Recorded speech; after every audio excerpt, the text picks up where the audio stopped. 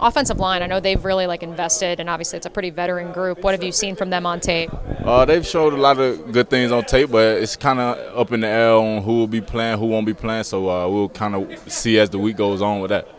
For you guys this past weekend, in terms of lining up, how much would you say for you, interior, outside, lining up on the same side as Josh? What have you liked so far through 2 weeks? I mean, just me being anywhere on the field, just as long as I'm on the field, as long as I can do whatever I can do to help contribute to the team, then I'm willing to do it. But it really doesn't matter to me if I'm by Josh or I'm on the inside or I'm on the outside, as long as I'm helping contribute to a win.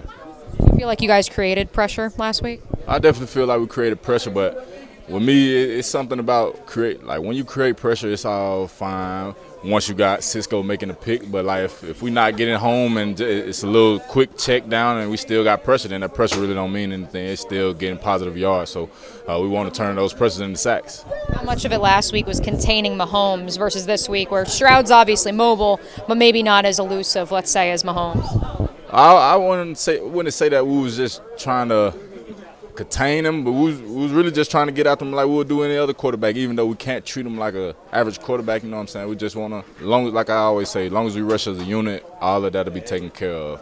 What have you seen from Stroud on tape? Stroud, he's a great quarterback. He's a rookie. Obviously, there's not too much film out there on him, but it's enough film out there to keep you honest with him. He's one of those guys.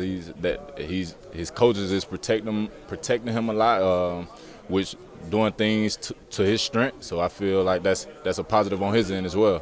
College and the NFL are obviously different, but have you tapped into some of your Georgia boys from when they faced them in the playoff last year? Say that again? I know college and the NFL, hi Caleb, are different, but have you tapped into when Georgia faced them last year? Have you talked to any of your guys that went against them? I mean, I talked to some of the guys, but I really haven't reached out to any of them and talked to them about them. But so your prep has mostly just been these first 2 games. How tough is that when you only have 2 games of film? I mean, as long as whatever the film not gonna lie to you, so just go by what the film shows and go from there. 17 points against the reigning Super Bowl champs, only allowing 17. That's obviously a pretty good number. Where does this defense, though, where can it take another step?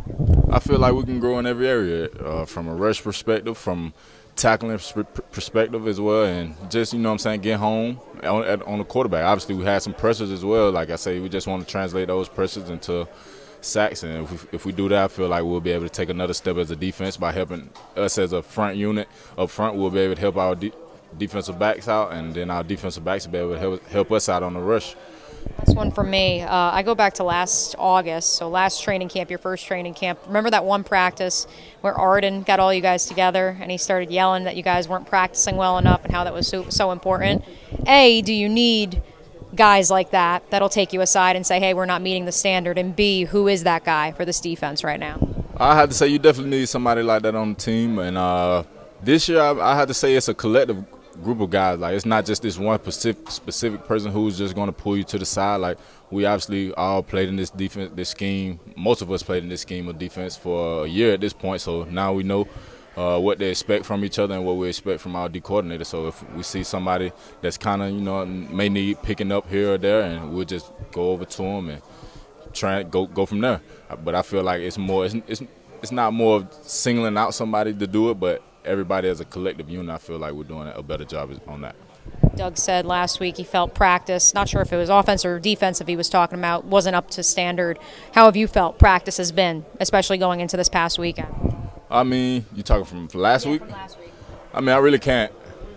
I mean, I remember last week, but it wasn't as – yeah, I'm focused on this week. But last week, it was obviously Wednesday, which was our padded practice. It wasn't all there. You could tell some of the energy was kind of fluctuating. I wouldn't say it was a bad practice the whole practice, but it was ebbs and flows, and that's what you don't want to have. You, as a player, you want to just be as consistent as possible.